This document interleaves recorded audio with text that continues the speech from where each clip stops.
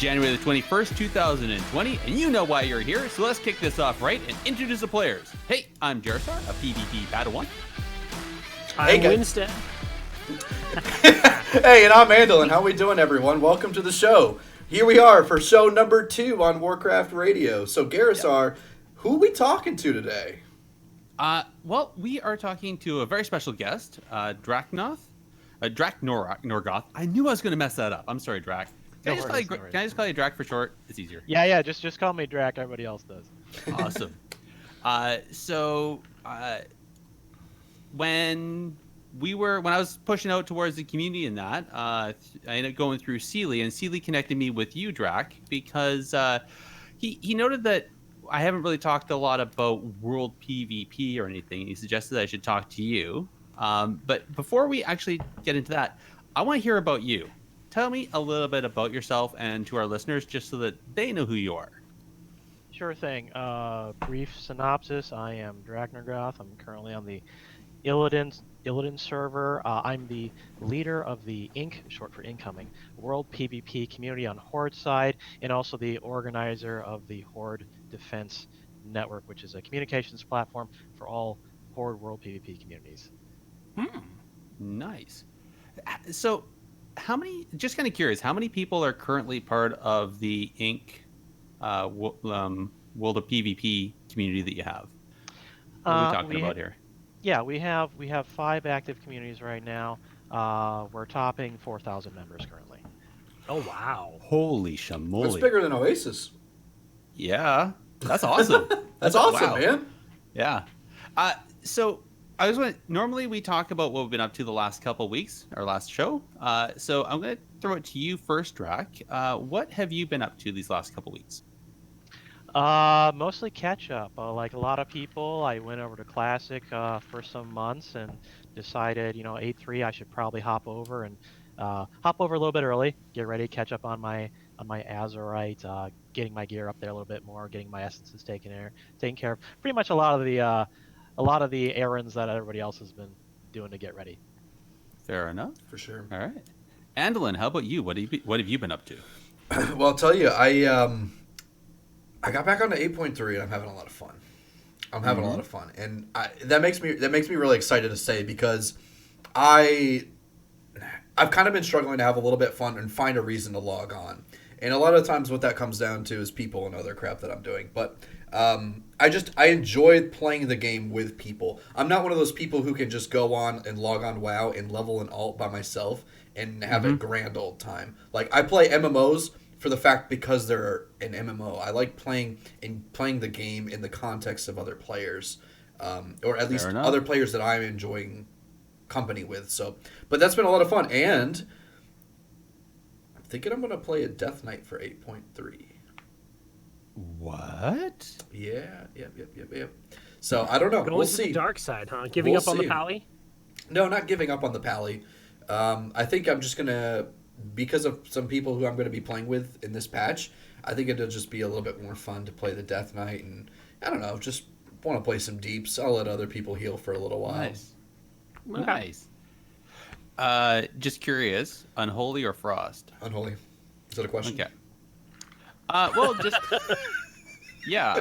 I mean, considering considering the Flarkness and what he was saying about Frost Death Knights, it sounds like maybe they're kind of the way to go. So, okay, all right. Windstead, what have you been up to the last couple weeks? I've been enjoying the game as well. Enjoying some World PvP. We said last 2 weeks ago we were going to be talking about this topic. And so I decided to go out and actively look for some World PvP experiences, and I've been having a lot of fun with that, running around on my disc priest, being able to jump into an active ganking battle and saving some Alliance characters who were, getting ganged up on. And there was one event where, with the new invasions, the N'Zoth invasions, I tagged up with a Ret Paladin and a Feral Druid, and myself, and we just went through together, because we got ganked basically, and all 3 of us were in the same area, and so we fended off a group of Horde, and then just stuck together throughout the rest of the invasion, and did very well. Was able to finish everything up, and it was a lot of Nice. fun. A lot of fun ganking as often as we could to get the resources that are available in these invasions so that we could finish it up. So it was a lot of fun. Nice. Yeah. That actually makes me kind of wonder because when I was running around, I logged in the night 8.3 dropped, and I was able to start streaming there over at Warcraft Radio. Well, where we are right now, a little bit of game streaming in, and it was really kind of neat because I was walking around there. I was all by myself for a bit. I saw a few Alliance and a few Horde, and I was going around in war mode, but there was no world PvP going on through the quest chain that I was doing. I was really surprised. I was expecting a lot. I had a bit of anxiety because my spy lit off, and I had I think like 3 or 4 Horde around me, and not a single person was world PvPing. It was kind of strange. Yeah, I know the one thing that started it off was that there was a rare spawn, and That would do it. me and the paladin, Yeah. me and the paladin had tagged it, and we were actively going for it. And then all of a sudden, it was a warlock, a Tauren paladin, but it looked like he was prot, a tank pally. Maybe. And then, oh gosh, another tune showed up. A demon hunter showed up, and so it was those three, and we were just like, oh crap, we're gonna lose. And so fortunately, with healer and Ret Pal is a pretty sturdy class, and so we were holding on while tanking this rare spawn, and then all of a sudden the feral druid popped up, and it changed the landscape, and we were able to fend them off, get them all killed, kill the boss, and or Wow. kill the rare spawn, and then we just hung together. Cool. I think that's the one thing I liked about World PvP is it kind of forces people to group together in instances like that, and then you end up usually staying together, and then you end up having that MMO experience that Andallyn so enjoys. Oh yeah, Nice. yeah, it was a lot of fun. It's true. Hey, quick question: what did you guys think? Assuming everybody's done that quick legendary the intro quest up to the legendary cloak and the invasion, what did you guys think of it? Drac, have you done it? Yeah, I've gone through all the quest content so far. It's been interesting stuff. Questing allows me to really just take a breather from the world PvP and mix it up a little bit with other stuff occasionally, which is kind of nice. World PvP is amazing and awesome, but I do like the full variety of the content that the game is providing us with, and at least at the very start, there's some interesting content here, and I really like the horrific visions are a very interesting idea, and I'm looking forward to seeing how Blizzard experiments with that kind of content in the future. Indeed. I agree. All right. Windstead, what did you think of the quest? I've heard so many nightmares about game things that are happening.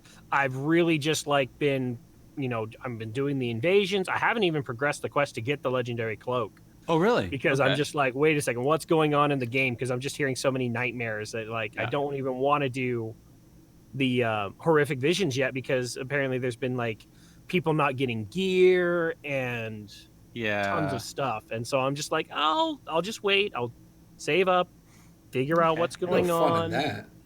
Yeah, The I'd say fun- still go through it. The fun is arenas. You're not I've wrong. been, I'm not not too wrong. big into the actual content of the game. I tend to just Yeah. Right. arenas and things like that. I would agree with you if it was Legion, but because arenas are so contingent on gear right now, it's kind of like you don't I really guess get a that's true, choice. Mm-hmm. I've been having some success though. It's been fun. So I'll say I played for a couple hours the first night. I then played for a couple hours another night, and then I played for a couple hours over the weekend. And it took me that long to get through it all to get my legendary cloak. But I was also reading everything and taking my time and stuff like that. I really enjoyed the storyline of it. I really didn't have any big issues. I think the only thing I had an issue was when the invasion happened up in what's the Vale there of Mr. Pandaria, and there was the find the rares and kill the rares. I just didn't bother. I looked at how much It's it was optional. yeah, right. There's It wasn't dailies, mandatory. Yeah, I just gave it up. Yep. Andallyn, how did you feel about the quest? I enjoyed them. I thought they were great. Okay. I think there's been a lot of people even if it's perfect, people are gonna still not like it. So This I is feel wild like community. Yeah. yeah. I mean that's okay. People have different experiences. Not everyone is going to if I play that quest line, it's gonna be a different experience for someone else. So perfect is Fair. is not something that's going to be able to be overarching to everybody. But I Unless enjoyed you're it. talking about classic. Yeah, right. Hashtag no changes. I thought it was enjoyable. It was really, they were pretty true to it. It was about a 2-hour experience if you wanted to go through it on a just like, hey, I'm powering through, I'm questing business as usual type of regime here. And I've done it on both my Paladin and the Death Knight so far, and I did it really easily, almost maybe in under 2 hours, or right around 2 hours in the Death Knight. The second time I did it, because I knew exactly where everything was, how to do it. So I don't think it's too bad, because there was a lot of people maybe putting a little bit of complaints about, like, man, if I'm going to have to do this on all my alts, and maybe you should just be able to skip the scenario, which, maybe that's a smart idea, but not yet, at least. Yeah, I feel that the content is worth doing. The one thing I will say is the first time when I was streaming, I didn't want to do it on my main, so I hopped over to an alt, and I made the mistake of grabbing a brand new, fresh 120. It was my Boomkin that we were doing the Alterac Valley with. Sub 300 eye level. I couldn't even get past through the first mob pack when we went into the Hall's Origination. Yeah, my DK was less than was Yeah. about 398. So, Yeah. but see, but because before you actually start getting involved in, I guess Halls of Origination, yeah, it's earlier, but it's before That was the getting first. Gear. Yeah. Yeah. Well, that's like the very first quest thing. I was like, Yeah, you got to really outplay some mobs there. Yeah, no, I wasn't, and no offense, but Magni wasn't much help to me. He throws in a Stormbolt every once in a while. I'll give him credit. Well, he's like a warrior. All he knows how to do is Stormblade and throw a Stormbolt and that's about it. Anyways, I think that's enough about that. Why don't we move into our new segment, Need, Greed, and Pass? This likely won't be a clean fight, so keep your distance, eh? Alrighty. Here. It's over now. So all right. Let's roll us in, man. Yeah. All right. So, Need, Greed, and Pass in this segment. One of the hosts will pose a scenario of 3 options related to WoW, and the. Okay. Let's try that again. So, in this segment, one of the hosts will pose a scenario with 3 options related to WoW, and the participants need to decide which option they will need on, which they will greed on, and which one they will pass. So, let the hilarity commence, and we will decide what we will need, greed, and pass. Okay, you guys ready for this one? So this one's with a scenario. It's not as just easily one off as Windstead's was, which it was a good one. Props to that. I was really proud of you. You exceeded my expectations, which weren't very high, but you exceeded them. Okay. So well, he does play Disc Priest, so yeah, I don't expect much. So thanks, guys. Yeah, you're welcome. So all right, here's let me paint you a picture, okay? All right. All right. So player housing has been installed into the game. All right.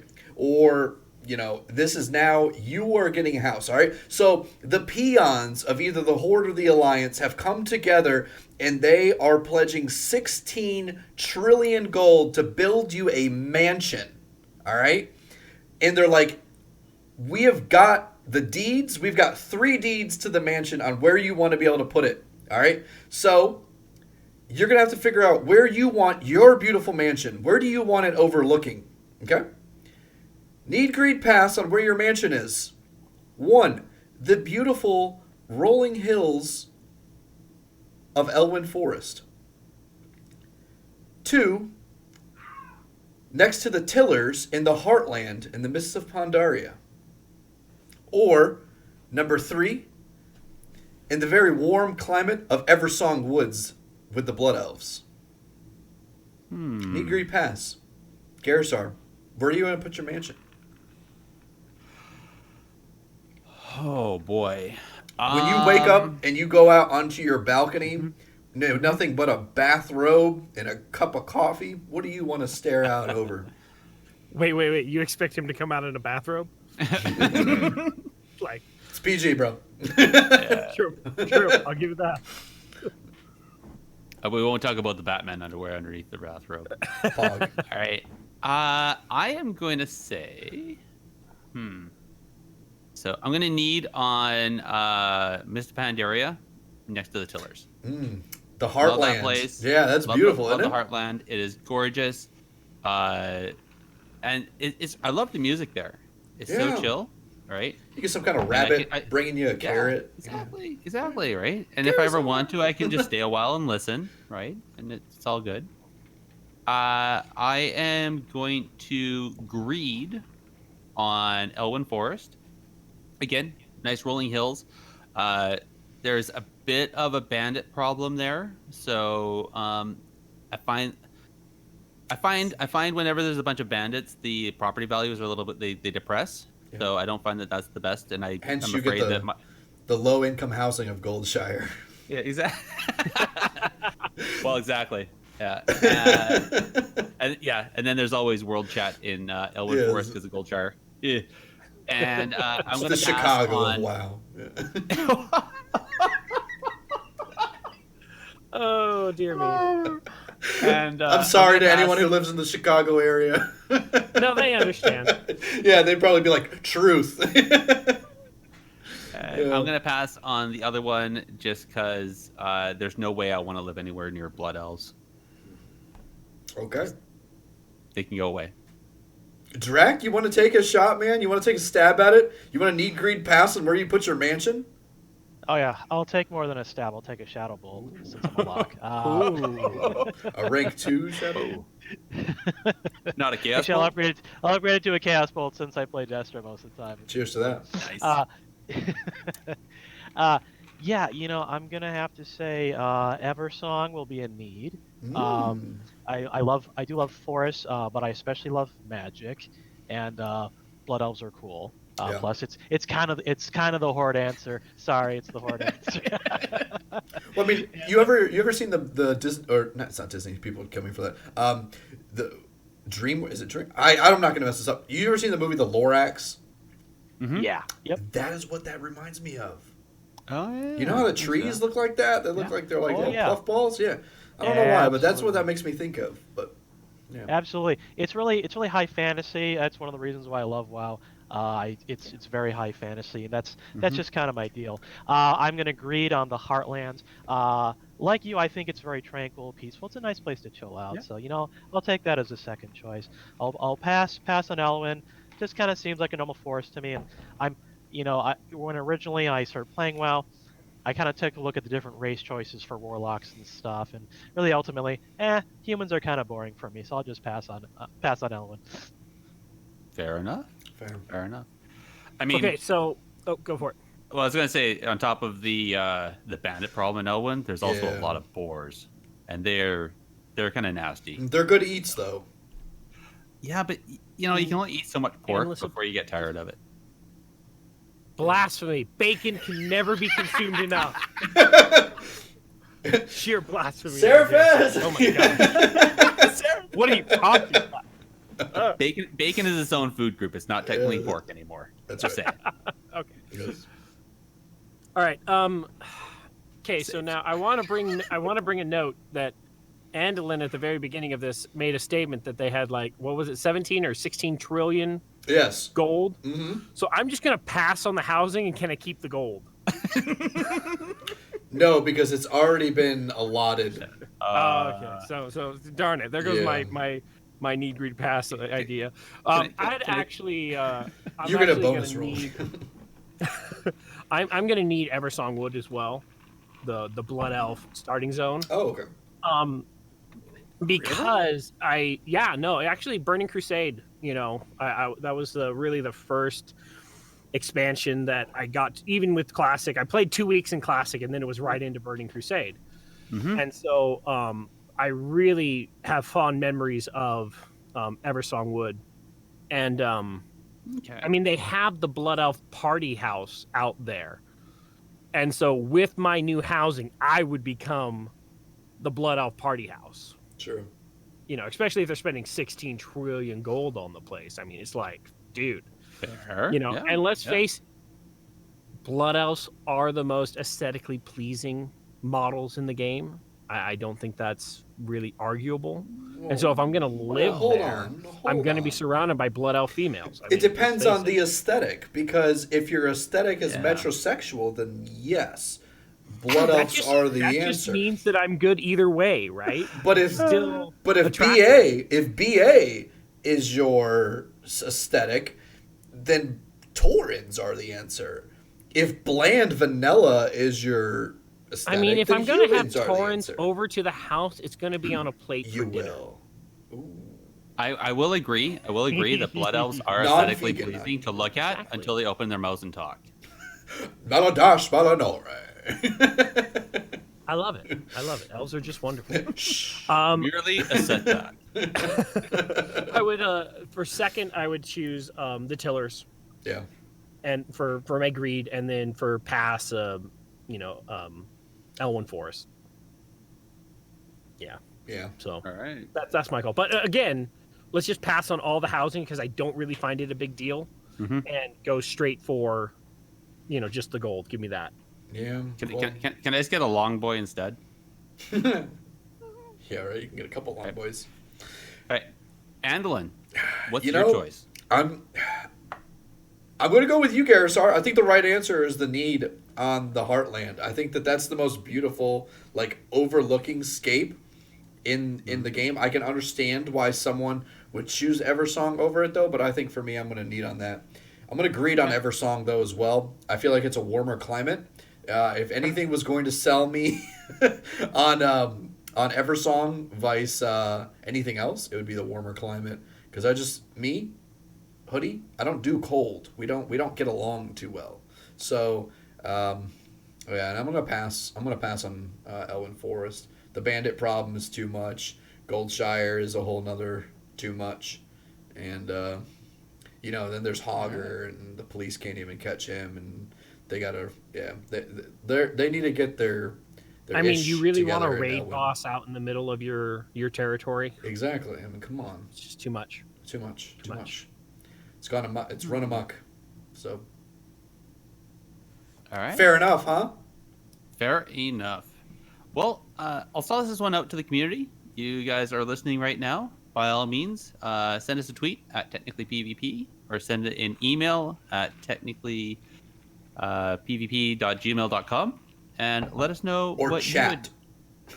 Or chat. Yeah. Or put it in Twitch chat right now. Well, people that are live right now, but even if they want, they can come to the Warcraft Radio Discord. We have our own channel right there for Technically PvP Podcast, and they can communicate with us there and tell us what they would need, greed, or pass on. Yeah, or help me substantiate why Winston's wrong.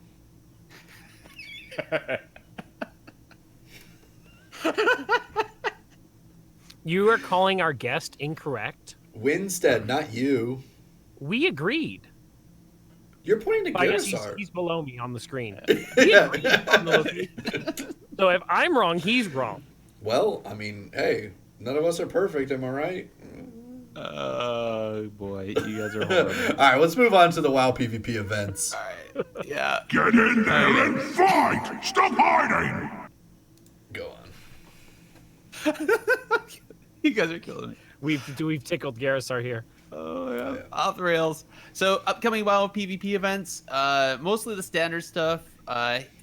So, I saw that Hearthstone had announced what their 2020 PvP was going to be. I haven't seen anything for Warcraft.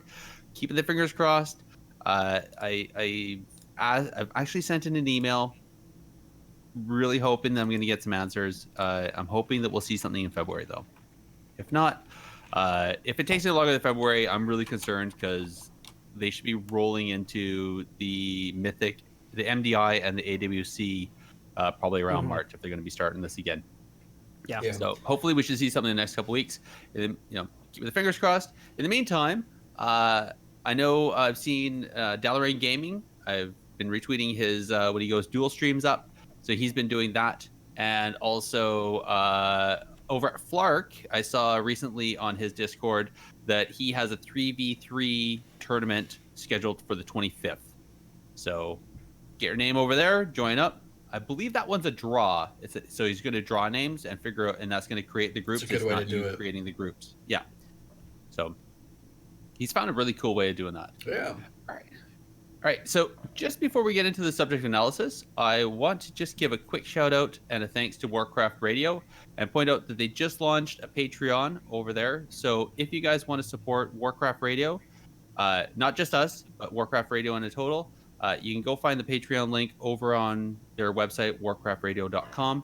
And just a quick shout out to the new Patreons over there. So we have a Murloc patron named Roy Kales and 2 baby Murlocs, Nexus Champ and Constantinitos. Constantinople.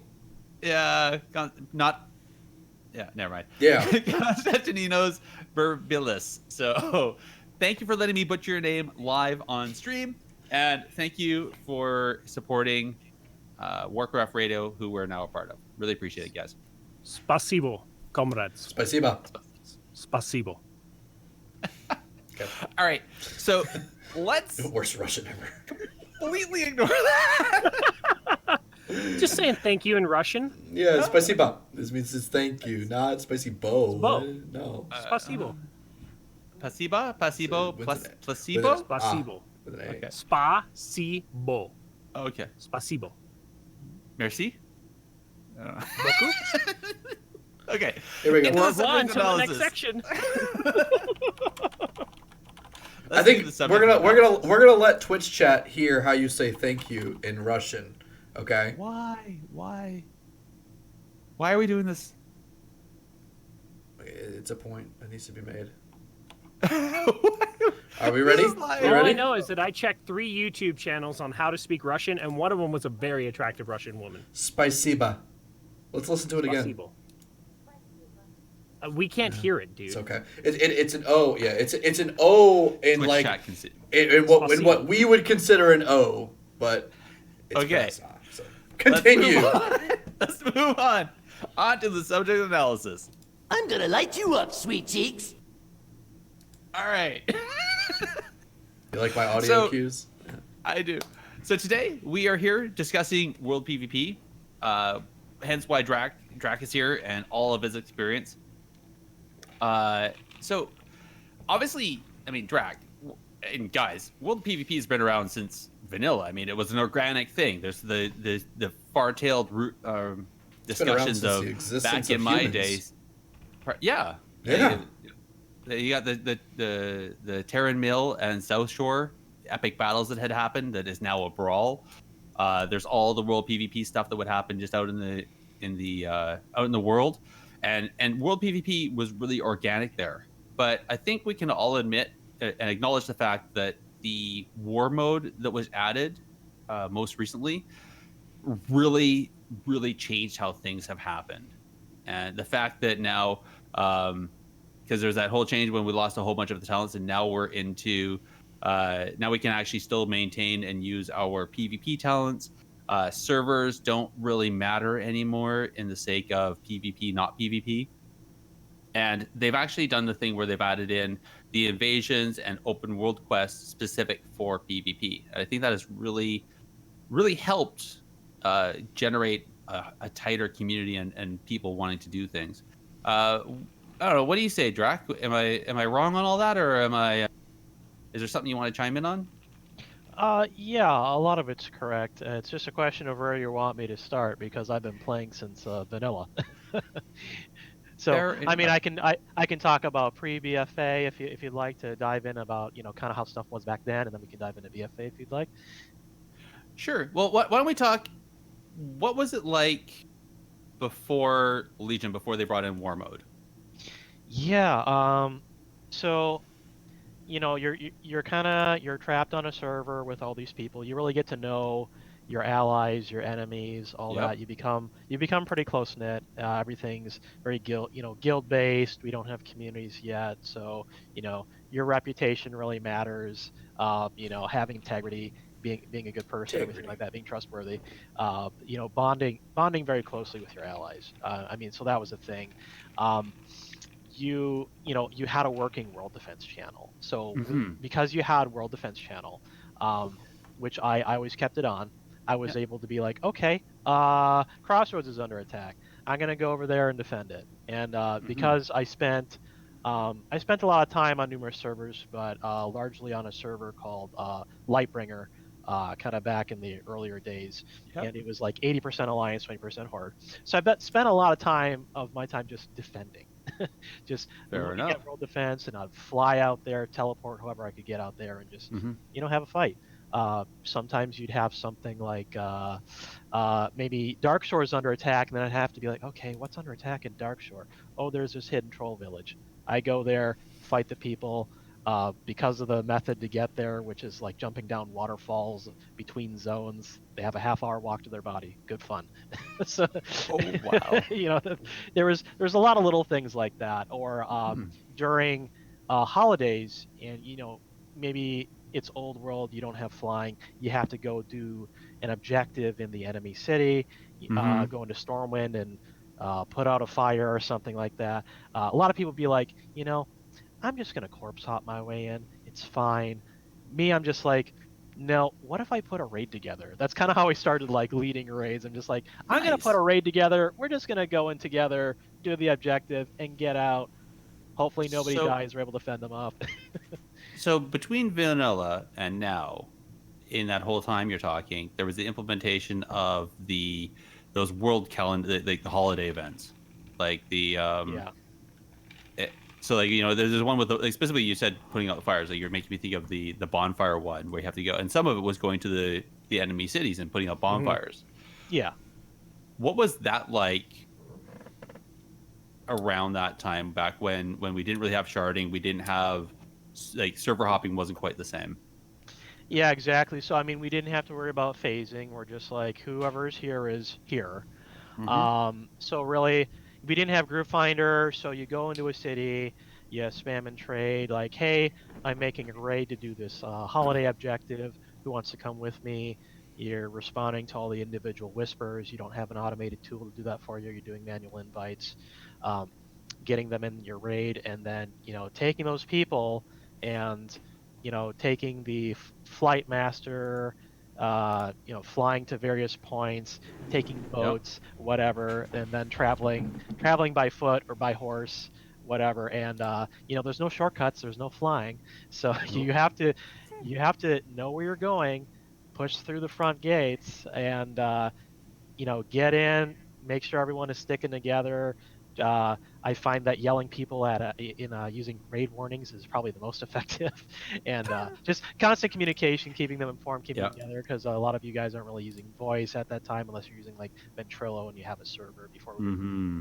Mhm. but mostly I was pugging it, raid warnings, guys, let's go, stick together, move together, let's go, go, go, go, go, don't stay behind, stick together, put out the fire, fight them off, they're pushing up against us, fight, fight, fight, fight, fight, fight, okay, we're wiping them, guys, okay, mount up, we got to get out, push out of here before we get too many, that kind Wow. of stuff, Yeah. yeah. Did you ever feel like you kicked the hornet's nest and then you're like putting fighting against the swarm that came up from that, or was it Oh, never that definitely. bad? Oh yeah. No, because I like I said, I was previously on a server that was like 80% Alliance. Yeah. So we had to figure out special ways to kind of bottleneck them Mm-hmm. in order to make the amounts of people we were fighting manageable. For example, I had different locations, different very specific locations that I would attack when I would like form raids, and one of those locations, probably my favorite, I called the party boat. The party boat was there's these two ships kind of dry docked in Stormwind Harbor. You can take a ramp and kind of climb up on top of one, and then there's a series of pillars. And if you know your platformer gaming, and you hop from pillar to pillar, you can get over to the second boat. And then so I would take my group over there onto that second boat, and then I would strategically attack the guards to get defense spam in world defense and local defense, so they can say, oh, there's horde here, let's go fight them. So then the alliance come in and they're swarming at the bottom of the boat, and then they're trying to climb up the second boat and get over to us, and we're just burning them down as they try to jump across the pillars, and just having a fun time, just seeing how long we can last on this island in a sea of alliance that's growing ever deeper until we have to try to portal out and stuff. So fun stuff like that. That sounds awesome. Okay. Quite the party so boat. Yes. That was. All it's missing is like the disco ball and the.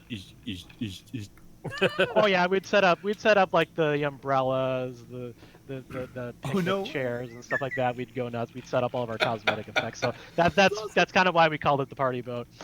Nice. So let's fast forward then. So war mode comes into effect, and now we're into BFA, and now we have tank trinkets that have passive shielding. You have healer trinkets that do a bunch of passive healing, and now we're going to be looking into corruption gear that is looking like it has an insane amount of just passive damage. So where are we at now? Not understanding where we've been, but where are we at now? So I mean, I can tell you where we're at now based on what I know, but I think that we're all going to need to get a feel for the corruption system. Right now, I would say, based on some of the concerns I've been hearing from YouTubers like Bellular, Taliesin, and Evitel, and stuff like that. I like to follow those guys. There's the concern that a lot of the corruption gear, especially the top kind of rolls you can get with. I think there's one that has kind of like a star power on it, which apparently is like far exceeds the others in terms of its power. And I heard people burning down bosses in record time when they're getting lucky with the rolls and they're fully geared out with this stuff. So I do worry about the kind of effect that can also have on PvP if people are getting bursted down in seconds. But if that's happening to everybody as a Destro lock, I'm burning people down in seconds. But if suddenly everybody is just like 1 and 2 shotting each other because of this kind of stuff, that might be a concern. But we'd have to see how that really works out and how it all balances and how they adjust to player feedback from that stuff. Fair. I would say regarding the other aspects of BFA, like war mode, I'd say war mode, definitely gave things a big kickstart.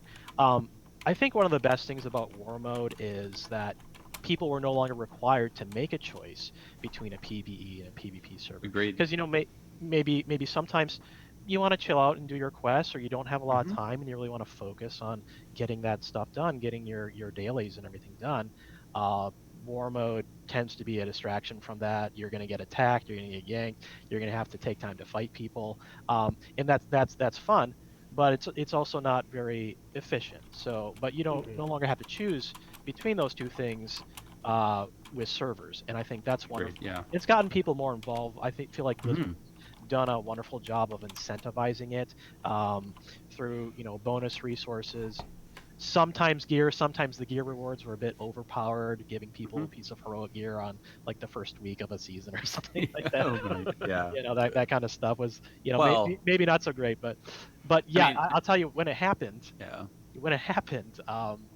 Alliance pugs were forming multiple raids on each shard. Pugs, they weren't being organized by larger communities. It was just crazy. That's awesome. Yeah, I remember when war mode first hit and just seeing in LFG people just spamming groups, and it was pretty epic. And then there was the other side when I was watching Sea-Doo streaming and watching him get just annihilated, and then creating his own group to then fight because they were fighting over right at the beginning of BFA. They were fighting over an Azerite championship spot, so they're trying to get the Azerite, and. I can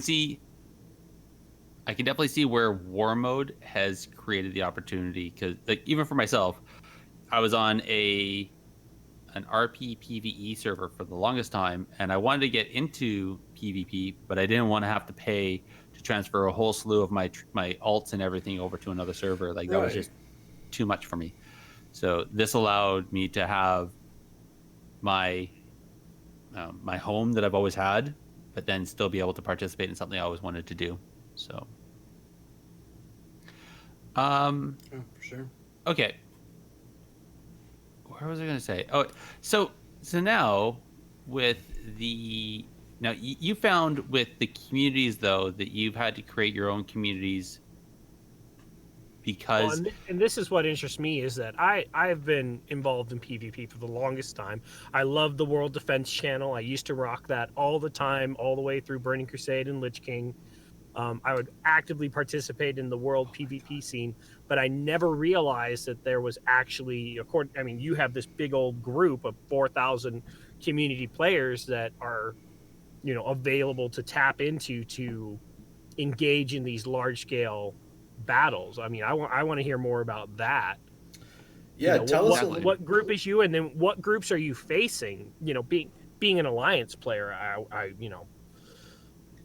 would like to hear about the alliance groups. I want to hear about your group. And I mean, do you guys actually even coordinate with the alliance group to be like, hey, we're going to just take over this shard and this zone and let's have at? Yeah. Oh, geez, that is a whole barrel there to go through. I Yeah, know. thankfully, we've got some time, right? Okay. Yeah. Well, let's start by going over that other aspect of BFA. One of the great things that happened for World PvP with BFA was War Mode. The other one was the communities feature. It was great for me because in Legion, I mean, I've kind of gone like in and out with like world PvP participation. Like sometimes I'm more active, sometimes I'm less active. Legion kind of saw me get really active, and I kind of had more and more B-Tag friends. The situation arose where I'd be in a group having a good time, and either the person in charge doesn't really want to actively lead, or they had to leave or something, then I just kind of took over, and I just got in the habit of it. And then I would just start doing this stuff and getting really into it again, and more people would join and be like, oh, can I B-Tag you? And I have this growing list of B-Tag friends.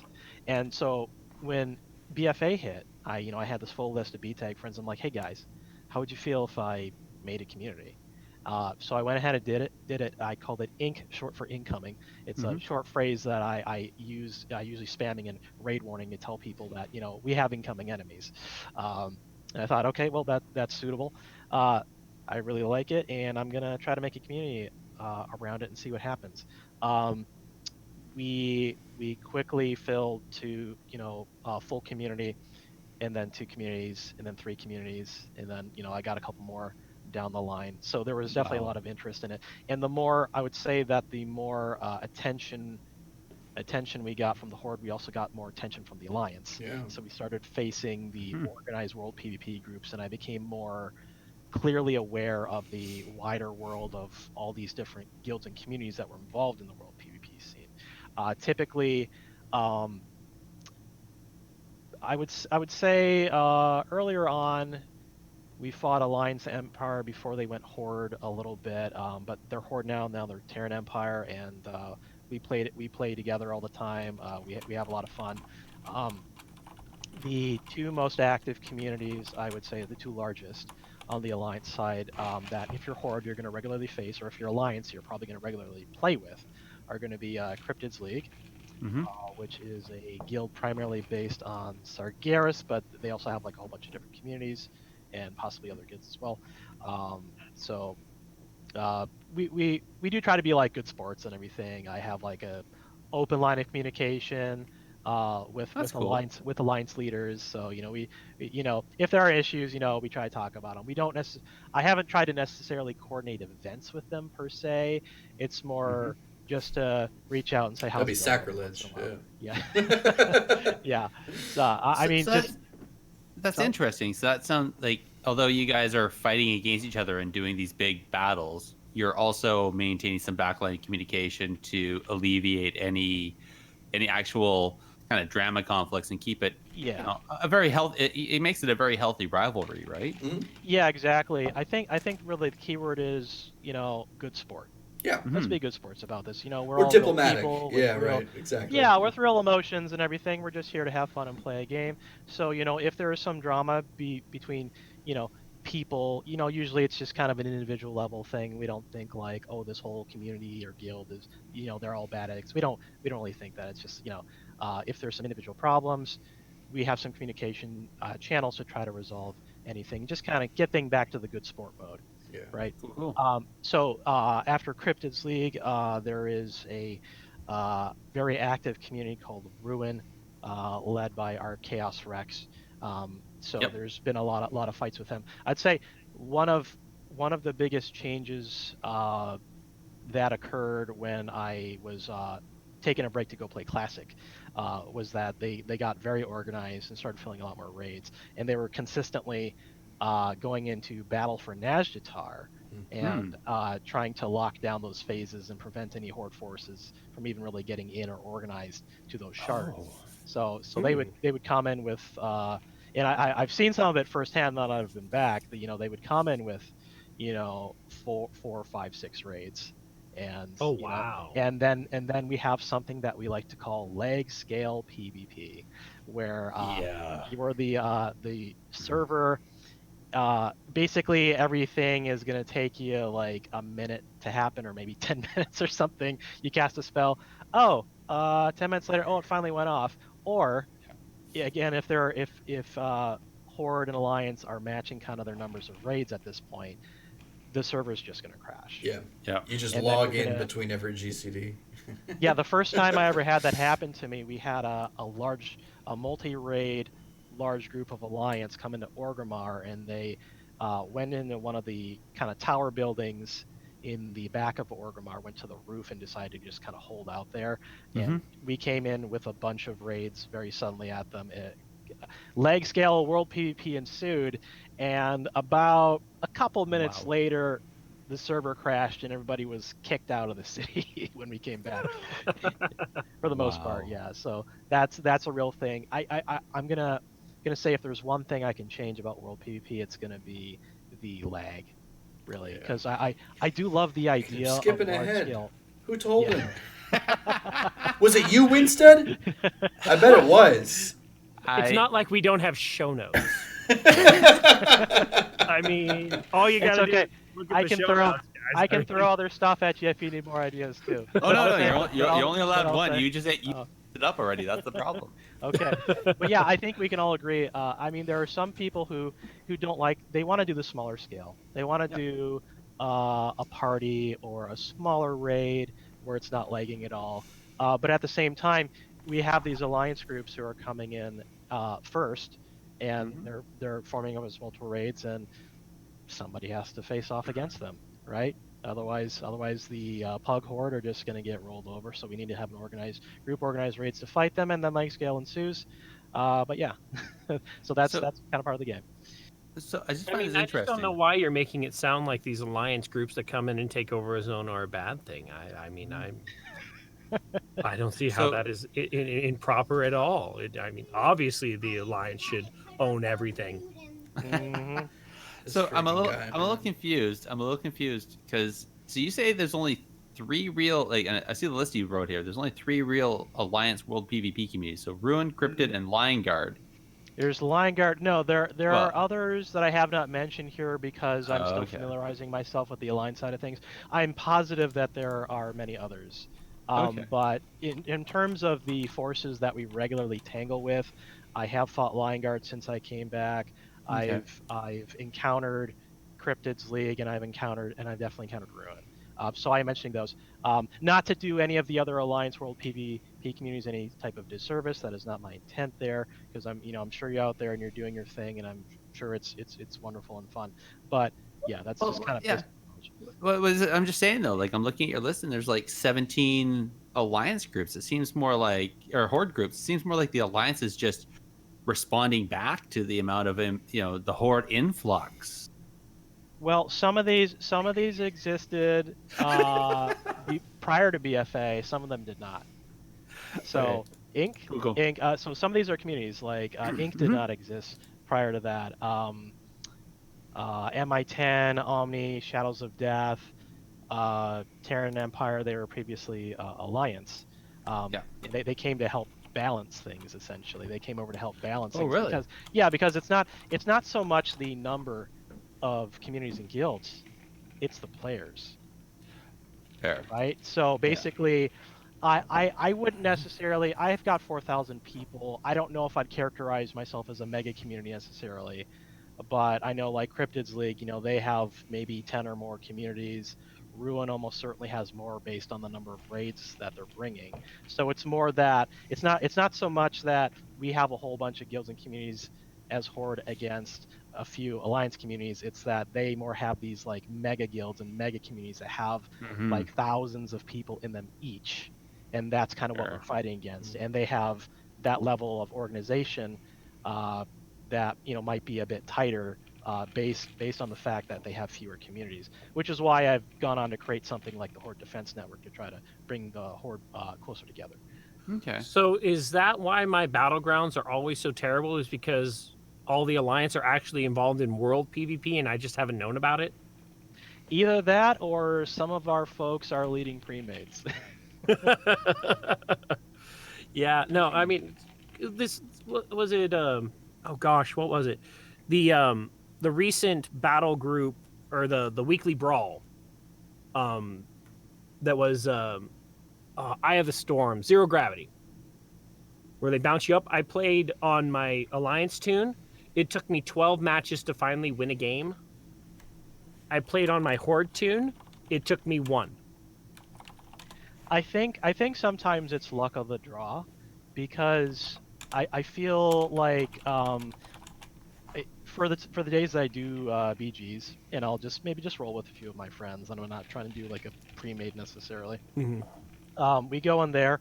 Sometimes we have good days where, oh man, we just won every one. Sometimes we have bad days where, oh well, we lost every BG. It's kind of, I feel like it's kind of luck of the draw sometimes. I mean, obviously there is a certain amount of skill level involved to a certain extent, but I can't necessarily make up for anything that's happening with the rest of the team. And I mean, we all get in that situation. You're responsible for your own actions. Your teammates are going to do whatever. So it's kind of luck of the draw sometimes, I think. Yeah. So I mean, with some of these events that happen, I mean, is it really just that, hey, somebody raises their hand inside of these Discord? I imagine they're Discord servers now. I mean, especially with how everything's progressed. Or are they BattleNet servers, groups? Communities, you mean? Yeah, communities. Yeah, communities. So, yeah, I would say there are. I feel like communities are a bit more casual than guilds. So, in my experience, because we have people we play with that are in guilds. Some of those guilds have been around for many years, and I would say a lot of them are on Emerald Dream, for example. Emerald Dream is a very interesting case when we're talking about world PvP, because it is full of world PvP communities on both sides, and they kind of have their own bubble. I mean, not everybody is the same, but I will say initially when I started like encountering people who are in like the Emerald Dream server, people from those guilds and communities, they'd be like, "Ew, cross-realmers," like you're not from Emerald Dream.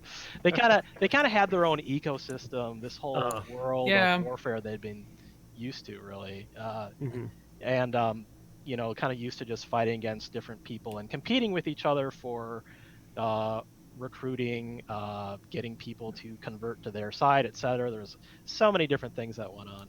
So I think there's a lot of history there. We have like a large number of guilds who are kind of in that scenario. But then again, you have the newer people like myself who just made communities, and communities can really explode and grow more than a guild because you don't have to be as tight knit. It can be more casual. Anybody can join. They can be from any server. You don't have to be like, oh, we're having a guild meeting. Participation is mandatory, etc. like that. Guilds are definitely a lot more tightly knit in general.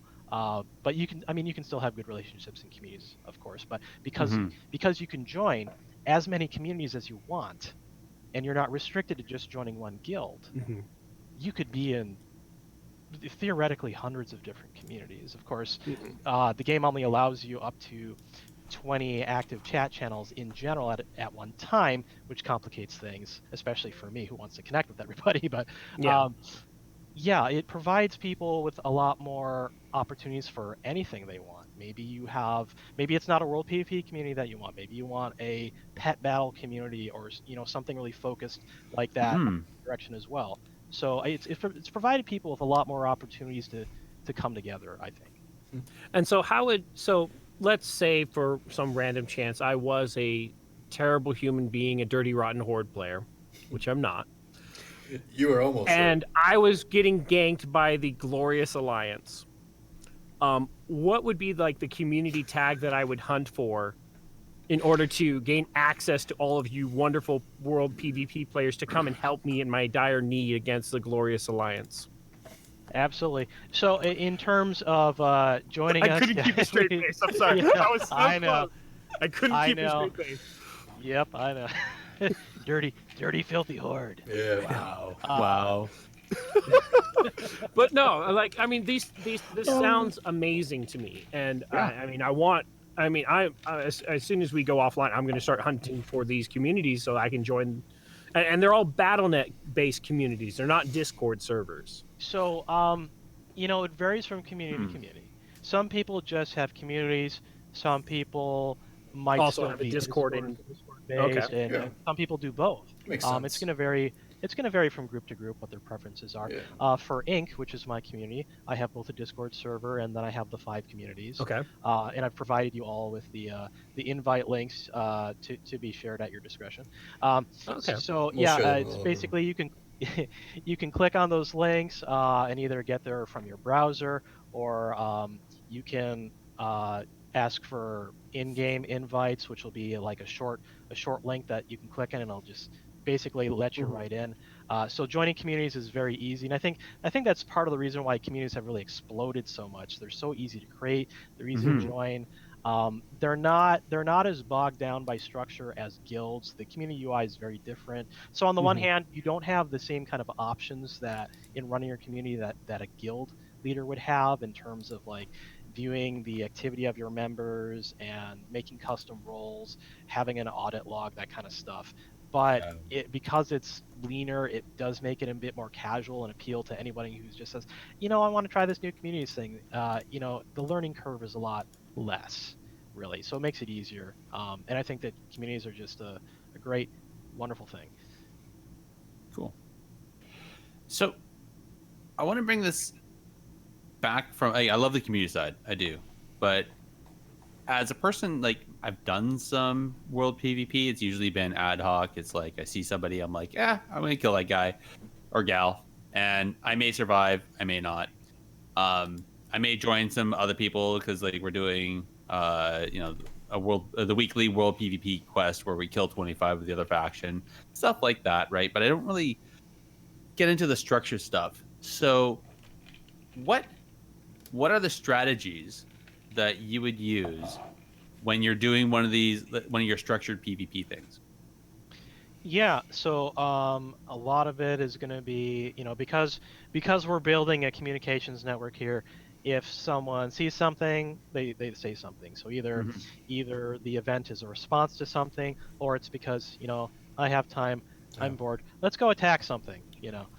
Because even though a lot of the stuff is defending against the larger groups, sometimes the best defense is a good offense, and that means taking the initiation.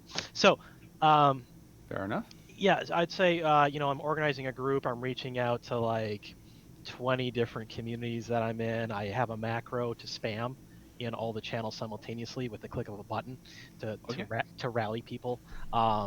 And so I hit that up, or I'll mention something in some of the discords as well, and we'll get something going. A lot of the stuff that I do is spontaneous. I'm not really planning it. Much of my life is spontaneous, especially since I'm married and I never know when I'm going to get wife aggro. So I got to do things in bite-sized chunks whenever I can. That's right. It's not like I've been being bothered by little demon children and exactly. other people while we've been streaming with the sign on my door saying streaming. Do not disturb. Yeah, I've had the conversation like, hey guys, when I'm doing this, please don't interrupt. But they're wonderful. They're wonderful. They just suck to my soul. You should just have like a bar that drops down like in a parking garage. No entry permit. Keep out. Yep. On death of grounding. Are you telling me that's what you have so your wife doesn't bother you during the recording of the podcast? Not yet, but I'm looking into it. Okay. Let him. I'm just letting you know it doesn't work. Maybe it might be because you make him play Alliance. If you just let him play Horde, you probably wouldn't hear him again because they'd just be having fun. Huh? I didn't understand that at all. Just let them play a horde tune. They'll have fun. They won't bother you. They'll be preoccupied killing the alliance, bro. Oh, my son has a brand new like sword that he was taking out back and swinging around. So I mean, he has stuff to entertain him. Okay, that's like They just IRL love horde. me Yeah, because I'm an amazing parent. seems legit. Hoping there are no sort I'm a great dad. Yeah. And in tomorrow's news, a small child killed Lost his arm Oh, no. because he was swinging around his sword. It's okay. It's just a flesh wound. That's right. It's all good. Come back here. I'll deal with your knees. Anyway, Okay, so back to this. Okay, so basically, I put out the call. Who wants to and just join? whoever responds. Yeah. Whoever responds, we get you in. I'm just very neutral. First come, first serve. We fill up. Sorry, this guy whispered me first. We're full. We're done. We're good. We're rolling out. If I get enough response, maybe I reach out to another world PvP leader. Hey, can you form a second raid with us? We're gonna go out and have some fun. So we are definitely coordinating with those other communities to try to get as many people active and having fun as we can. Because sometimes the demand is very high. How with the new sharding technology, how difficult is it to get those groups together? Yeah. So essentially, unless it's changed, the way it kind of works is the first person into a zone is flagging it for their shard, and that's kind of where you're going to be in with whatever servers are maybe linked to that shard. There might be like several servers that are being pushed in that shard currently.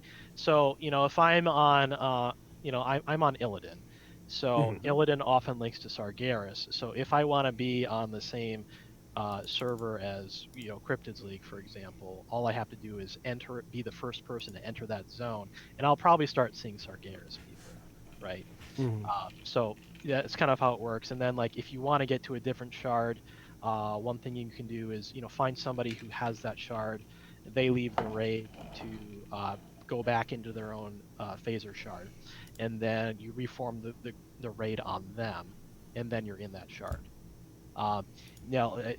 Part of the current complication of world PvP, especially when you are doing that multiple raid combat, is oftentimes the enemy will try to phase hop and phase ambush, and that means that they're either trying to get away from you if they see that you have anywhere near even numbers. They will often try to shard hop around and run away from you until they have up to twice as many people. It tends to be a common situation though. The larger communities and guilds, they tend to only want to engage if they have 1.5 to 2 times, 3 times our numbers or something like that. Yeah. So they'll phase hop away, and then while we're trying to coordinate our raids and phase hop and catch them, they might look for any stragglers and try to pick them off while that's happening, and send out scouts and try to make it so that their whole raid suddenly appears on top of you because they phased over, that kind of thing. So that's something to watch out for. You need to be very careful. And I mean, how is that done? You just have a person who's usually using some kind of add-on to help facilitate that, or I mean, I think that there are some add-ons that can help with that, but oftentimes it can mean sending out a shard scout. So you have somebody leave the raid, they check their shard, they'll fly around a bit, see if they pick up these guys on spy. No, nothing, I don't see them. Or, oh hey, we got them, okay, let's reform the raid on you, and we're gonna shard over. So basically whoever's the shard scout would then become the leader of the raid group.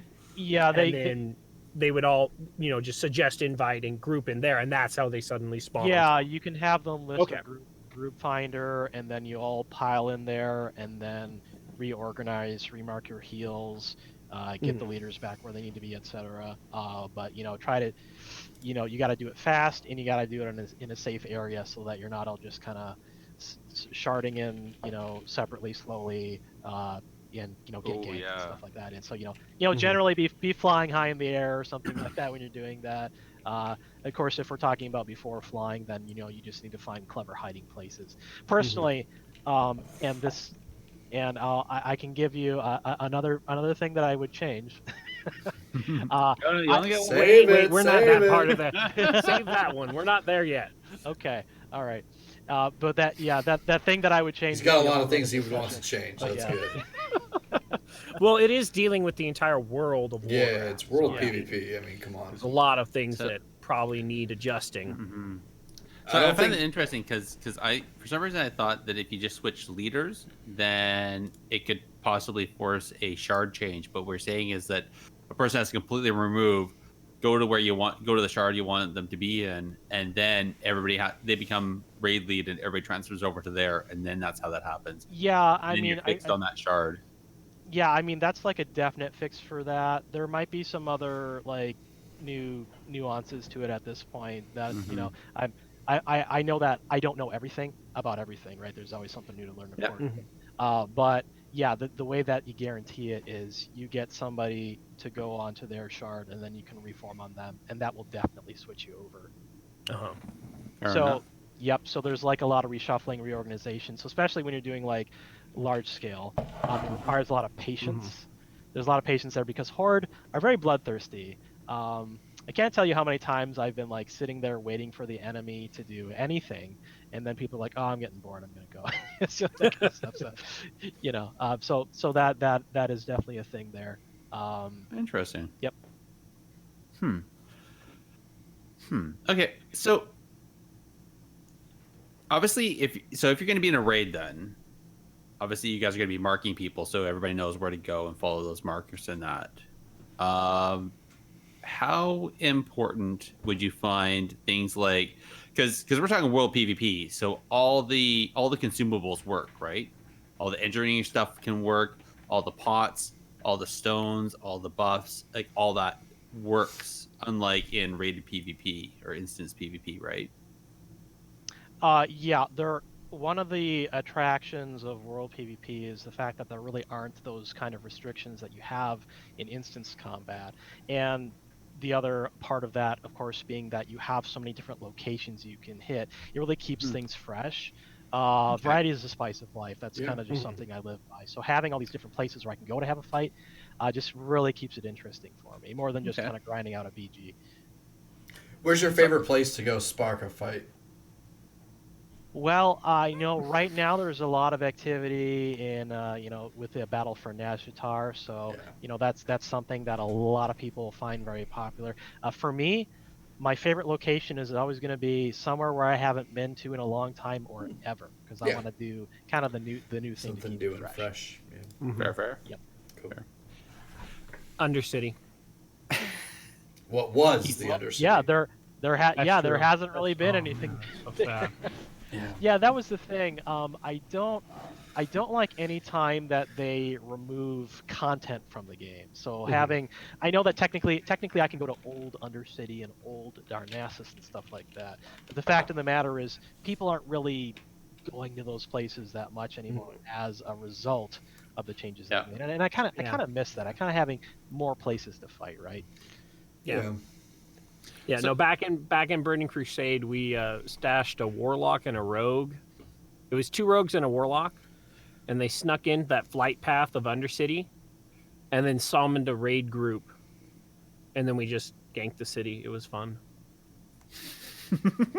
Yeah, that's the thing I've always disliked about Horde City is how they all have backdoors and Yeah. it's kind of generally only one way. Yeah. Yeah, sneaky Blizzard. The Alliance had Civil Engineers, the Horde didn't, whatever. Yeah. So, just thinking here. If you're talking multiple raid stuff going on, though, right? Have you ever been able to get together or do like, okay, you go over to this location and do like a 2-pronged attack, like somebody goes over to someplace over here and someplace goes over to somewhere over there, and kind of get like kick the hornet's nest, 2 hornet's nests at 2 different spots and see what happens. Oh yeah. I mean, we've had pincer attacks, we've had feints, we've had baits, stuff like that to lure people into traps. I think a lot of that stuff is pretty standard on both sides for the people who are doing it the most actively. Now, we've been talking a lot about live World of Warcraft. Are you having any success in Classic with any of this endeavor, or is it hasn't really pushed that far yet? Well, so for me, I, you know, at first I wasn't really going to play classic. I'm like, I've been there, I've done that. I played vanilla. I had my vanilla experience, but then a lot of my people went over there to play, and I'm like, okay, I want to play with you guys, so I'm going to go over there and play it. So I went through the whole experience as a warlock again, of course. Of course, it was a little bit, is different, is a little bit more fresh the second time going in, like because I had 15 years of knowledge on how to not suck. So yeah, so it's very different because like I'm just thinking back, compared to the way I did in classic versus the way I did in vanilla. I'm like, I kind of sucked back then. Dang. Well, I mean, We all did. Yes. Yeah. The answer is yes. So, But I mean, yeah. they still have the World Defense Channel in Classic. I imagine the communities can. Are communities even available? I haven't Nope. even tried. No. Because No BFA, communities in Classic. yeah, exactly. BFA is the whole community expansion. Back then it was World Defense and guilds. Since I don't really characterize myself as a guild guy. We did initially make a smaller guild.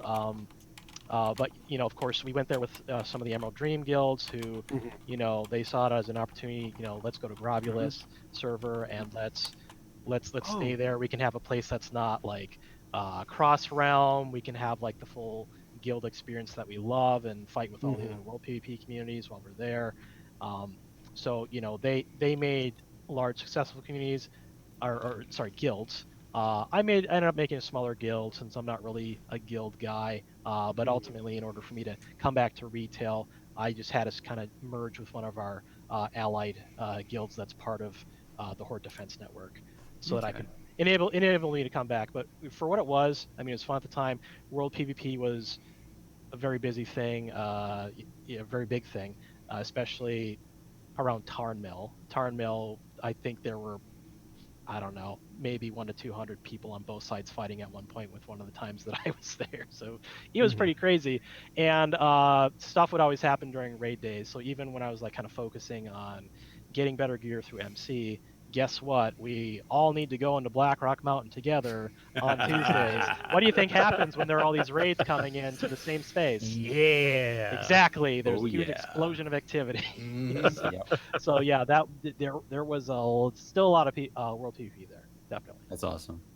I have a quick question, just because our friend Mortai, who was on the show a little while ago talking about classic PvP, he's also on Grobus. He's over on the Alliance side on No Mercy Mafia. What's the name of the guild that you're in over on the Horde side? We were Inc, but we merged with Iron Sworn Regiment. Okay. So yeah, and Keep an eye they're out they're for kind them of one of the pretty much any guild that was on Emerald Dream that went to go play Classic. I think the vast majority of them went over to Grobulus. Yeah. Okay. I think that was an agreed. Grobulus. Seems like an agreed decision that they all went there. Yep. But, cool. All right. Hey, I have a question, because I don't understand how this happens. If you have a raid team with 40 people, how do you coordinate CC? You don't. You don't. You can't. You can to a certain extent, but the finer details, minutia, it's not going to be like a pro person playing StarCraft or something like that. It's going to be a bit more hectic, of course. Of course. So I use Discord a little bit, but I don't expect all the pugs to get into my Discord. So I not only use RWs for raid warnings for a lot of the stuff that I do, but I've constructed highly complicated and customized macros with RW commands based on how I'm interacting with the button. So like the most common stuff I'll do, like, follow me, focus this target, CC this target, time, let's get out, move, that kind of stuff. I have it all very streamlined and mostly automated at this point, because our RWs, everyone's going to see their RWs. there's a big sound, there's big red text in your face. It's hard to ignore. I try to make sure that there are raid symbols to emphasize certain words, like this, like kill this star, target star, or something like that. Stuff like that. So that's people react very very well to that generally, especially since I can just click a button multiple times to spam do this, do this, do this, Yeah. do this to make sure that they're getting it through their They're heads. gonna do it just so they don't see it anymore. Yep. Just because immediately my first reaction is wow, that's amazing. Would you be willing to share any of those? I actually have a whole macro spreadsheet that Okay. has everything that I've done, and yeah, I'm happy to share any macros that I've created with anybody who wants to see them. Okay. Nice. Cool. Well, maybe we'll talk about that at the end of the show, like if they want to contact you for that or something like that. Sure. Okay, cool. Wow. Very cool. Okay. One question, and it's because it's on this list of ideas that we put together for the show notes. Bloodlust. How do you control that? Because I don't know how many times, myself being sometimes, playing an alt, I've maybe fat fingered something by accident once or twice. But how do you control the lust? So I do have a button for don't lust until I call for it. Somebody lusts now, or I'm lusting. Because if I don't have anybody who's capable of lusting or people aren't listening, I'll pop drums or something, which is going to be a lesser lust, but we still need something. But essentially, I will hit one of my macros that says, bloodlust us now, and that'll be emphasized by raid symbols and stuff like that. I'll spam it a bunch of times to make sure that it's done. But before any of that happens, yeah, I'm probably going to hit the please do not lust until I say so. Please do not lust until I say so.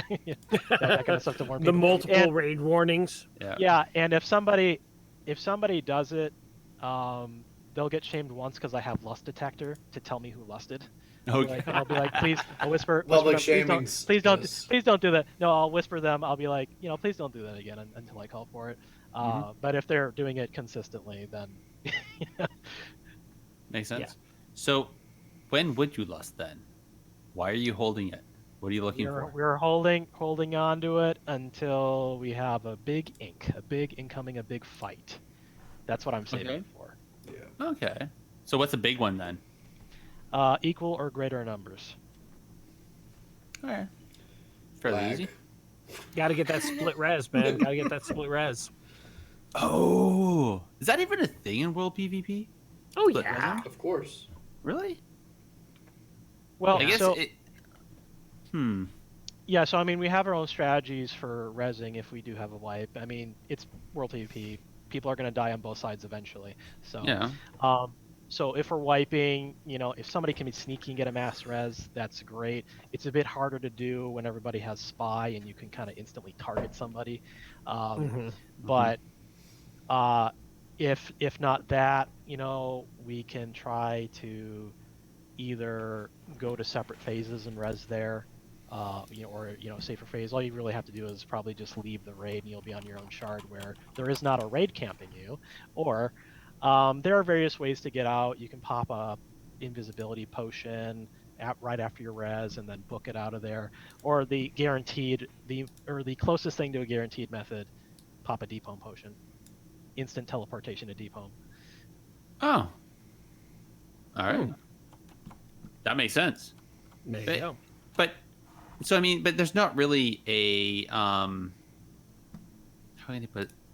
There's not really like a spawn timer. It's not like you're waiting because the split res is really the time it takes for the people to come back from the graveyard, do the corpse run, and then whenever they decide to pop res, right? Yeah, I mean, you want to have everybody come back. So I mean, if you think you can all come back and fight everybody when you're at half health, with like a simultaneous res or having somebody be a distraction, then having everybody else res, yeah, you can go for it. But if you need to like book it and regroup somewhere else completely, then there are those other methods that we talked about. And let me tell you, the run back to Stormwind from the graveyard is just the worst. That's good. Stay out of my city. That's right. All right. Oh, one quick question. Also, and I know I'm totally like occupying all the questions here, but it's stuff that I'm just thinking about. Earlier you were talking about, I know. Earlier you were talking about people flying up above and everything. How does that work against the toy where it can shoot people down out of flying? The turtle So shell? that thing, Which? it's the turtle Netomatic shell? 5000. Yeah, the Netomatic. Now, The didn't Netomatic 5000 is the new one. Mm-hmm. Sorry, yeah, were you saying that's the something? new one. No, I was just like, didn't they give? I mean, everybody who like participates in PvP gets one, right? Mm-hmm. Correct. I believe. It's a question of whether or not you still have it. Oh well, if you're active in World PvP, you should definitely Yeah, still you have it. should. It's the only. It's one of the only real ways to dismount a person, and it's much more effective than the previous incarnations of like a boot or a turtle shell, because it has a cooldown of a few seconds instead of 10 minutes, and it has a much longer range. Oh yeah, the range on it is amazing. Yeah, so I'm always telling people, use your nets. You see somebody flying above you who's not paying attention, or they don't understand that they can be dismounted, or they don't understand the range of it, dismount them. They come down, we kill them. Yep. It's that easy. Okay. So obviously that's still very important, and that's obviously a fear if you guys are forming up high, that if there's possibly somebody below you with a Netomatic, that it could create a loss of life. Yeah, you just need to be paying attention to how low you're going, really. I Okay. mean, once you kind of get used to what the range is and where you need to be, most people are Yeah. just kind of doing it automatically, in my experience. Okay. Cool. I'm kind of out of questions. I don't know. Windstead, Andallyn, do you guys have anything else you want to ping off of Drak here? Nah, I'm just gonna be using him to hunt down. I mean, I do have some horde characters, former Alliance faction, but the Blood Elf, but close enough to Alliance. And I called you a friend before. You're Alliance too. No, you have horde tunes. You said. Yeah, I do. Like, I don't know how we can be friends anymore. Don't hurt me like that. Don't hurt me like that. Gerissar. No, but so I'm definitely going to be joining these communities, and then I'm going to be hunting down for the Alliance counterparts. Because this, I mean, I really enjoy World PvP, and especially when it turns into such spontaneous, radical battles of just massive armies, because that's just fun. Yeah. That's just fun. So I got a question. Shoot. So if you're running arenas or RPGs or any other type of PvP, your success is measured as a rating. Or if you win, you get an increase in rating. What's really your factor or your KPI or your measure of success that you use to be able to say, like, hey, we're the best world PvPers? Or what, and maybe second following that is why, what's your investment in it? What do you get out of it? Because other people can say, well, I get rating, I get gear, I get titles, I get mounts. The list goes on and on. Those things don't come in world PvP. So tell me a little bit about maybe what's your measure of success and what keeps you going. I would say, first of all, there are, because of war mode and world PvP events like Battle for Nazjatar, I would say that there are some tangible rewards for people to go for. Getting the conquest, getting the currencies, stuff like that. So there is some incentive there, especially if if for example, the Alliance, maybe they have a quest to kill a bunch of horde and then get an item. So it has been somewhat incentivized, and I think that's one of the reasons why it's become more prominent. But personally, for me, I don't really look for that. The satisfaction that I have from World PvP is more just how it keeps the game fresh. So Blizzard gives us all these different activities as part of their theme park. We have Mythic Plus and rating in BGs and arenas and whatever other systems that are going to be limited to an expansion that they've thrown into the game. But the one thing that consistently keeps it interesting for me is when I'm fighting people. People are less predictable. They don't necessarily have a pattern like a raid boss. So Yeah. I'm constantly having to adjust to surprising situations. And more than that, I can use pretty much any of the items in my arsenal, and I've written PvP guides on not only leading PvP raids, but which PvP add-ons you should have, which PvP items you can make use of at a very fine, detailed level that can add to that experience and add extra layers of complexity to the world PvP to keep it interesting. And of course, being able to fight in just about any location where you can encounter the other side is keeping it fresh as well. You might go to some place that you haven't been to in years, like Vale and Oldham, which are out there now. Or Mm-hmm. Right, with the yeah, patch. you can fight people there now, which is helping to keep it fresh.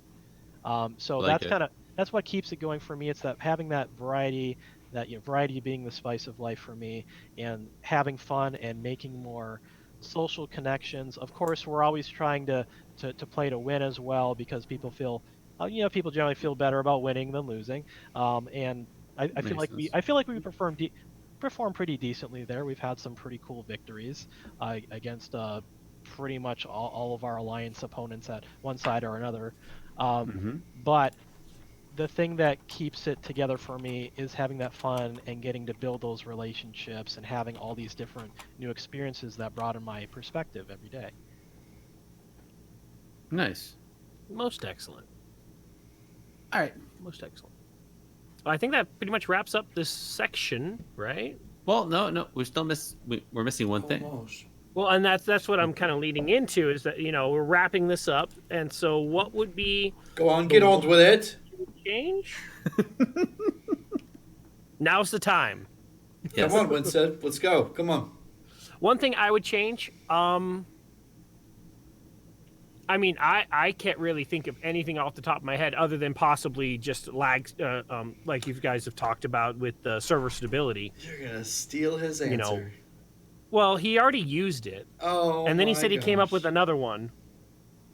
You So, see this? I You see mean- this right here? This right here? It's a low hanging fruit, and that is you grabbing the low hanging fruit. But sometimes the low-hanging fruit is the most satisfying because it takes the least amount of effort to get. And it's still good fruit usually. It's still good fruit. No, it's got full ants. Okay. The apple at the bottom of the tree tastes probably just as good as the apple on top of the tree, but one leaves me standing on the ground satisfied. The other one leaves me at the top of a tree wondering how I'm going to get down. Typical alliance. I mean, but no, I mean, I'm really stoked because I love World PvP. I loved all the things that have happened in this expansion to kind of facilitate that. And the fact that there's these communities, big scale communities that actively engage in World PvP, I was just completely oblivious to it. And so I'm super stoked to join these communities and participate. So I'm sitting here going, well, I'll come up with something, the one thing I want to change after I've dove in, feet first into this and really gone at it. So So the one thing you would change is going horde instead.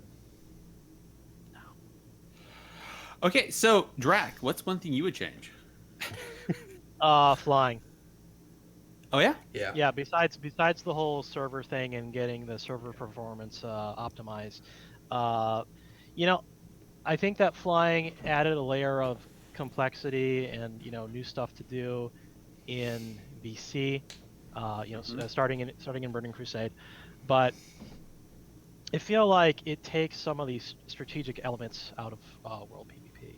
I feel like having those moments where you've had this long path around a mountain or over water or something to sneak up your opponent or corner somebody in a cave or fight on a mountaintop and try to hold the mountaintop from the people coming up to you.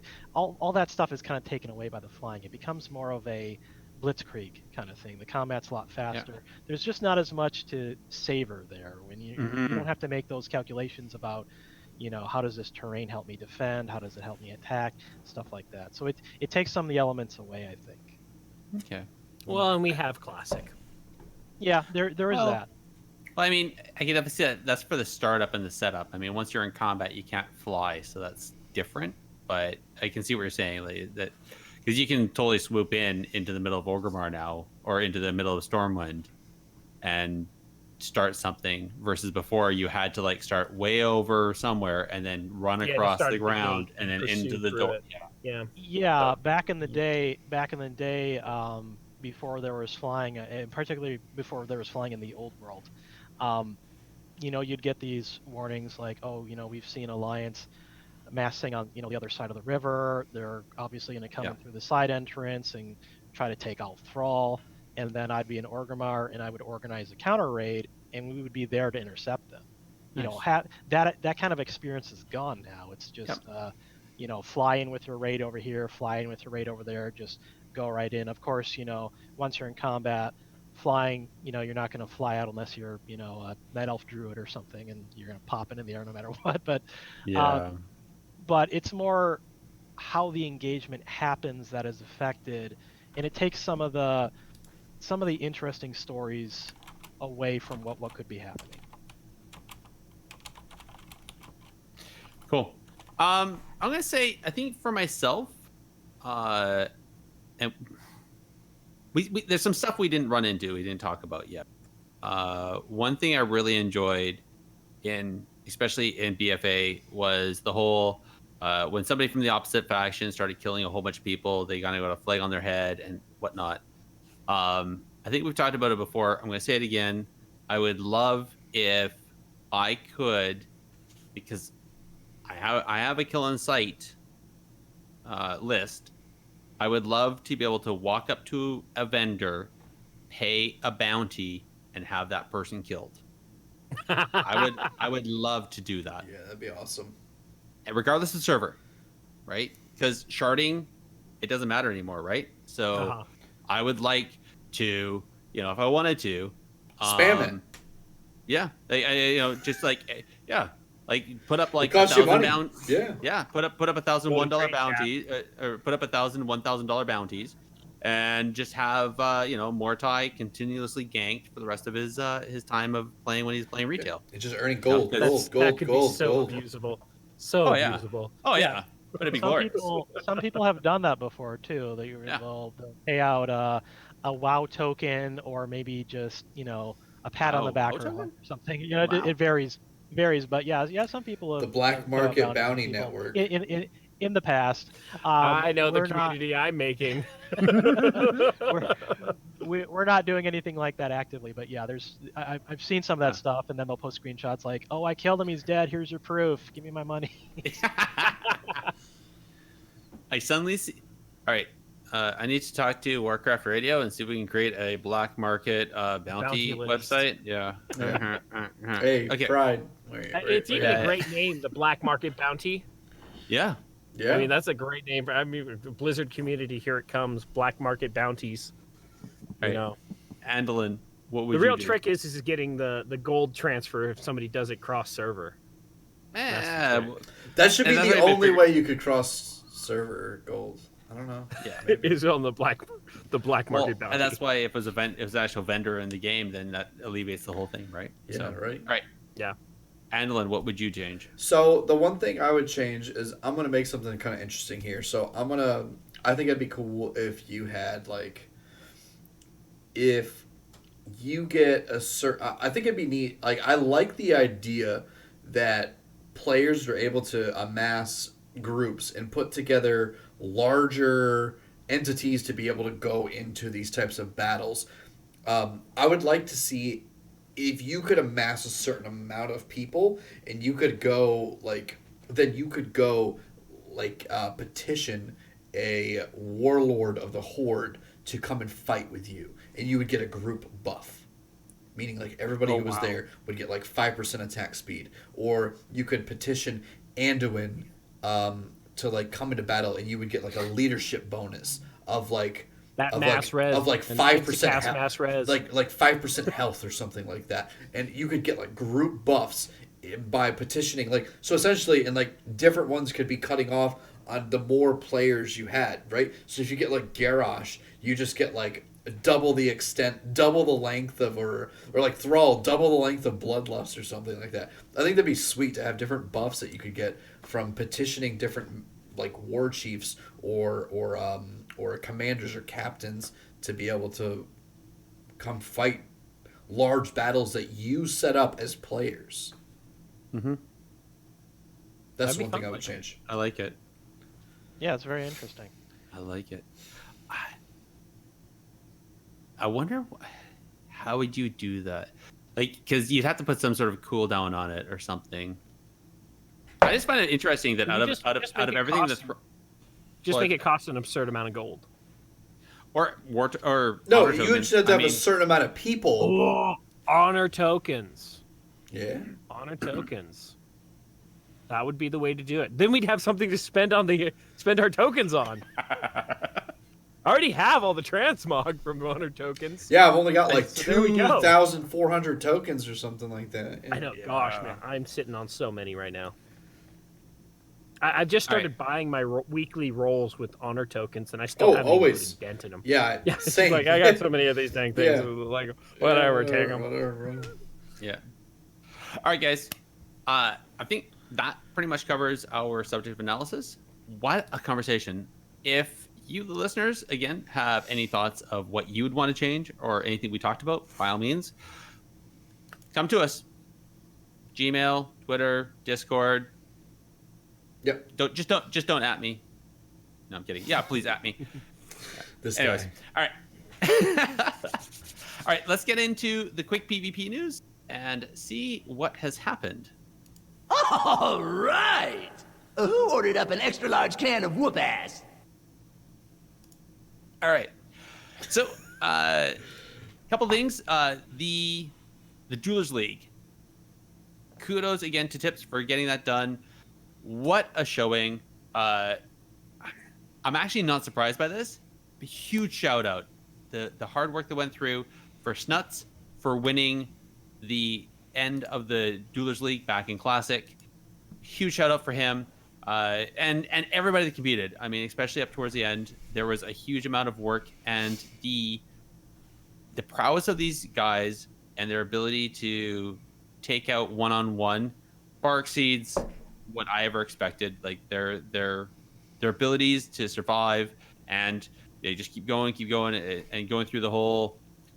Yeah, I think it was a Swiss round that went into elimination round that went into the who was who. Yep. So holy moly! So again, big shout out, well earned, well deserved. Kudos to him. And still waiting. I'm assuming there's going to be another one that's going to come up. Still waiting on that.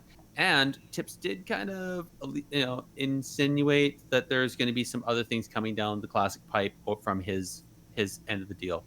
So staying tuned. Hopefully we'll get something new on that. Warlocks are broken. Warlocks. Yeah. Warlocks were always broken. I mean, really. Yeah, I'm just saying. Yeah, and even SL Lock was banned. Yeah, it's been. Yeah. No, Yeah, it was a lot of fun to watch, though. It was a lot of fun to watch. There's nothing wrong with me two-shotting and one-shotting with Chaos Bolts. I don't know what you're talking about. That's right. All right. What is the next one? Okay, yeah. So there was some specific PvP items that were updated on the 8.3 content update notes. There's going to be a link in the show notes on that.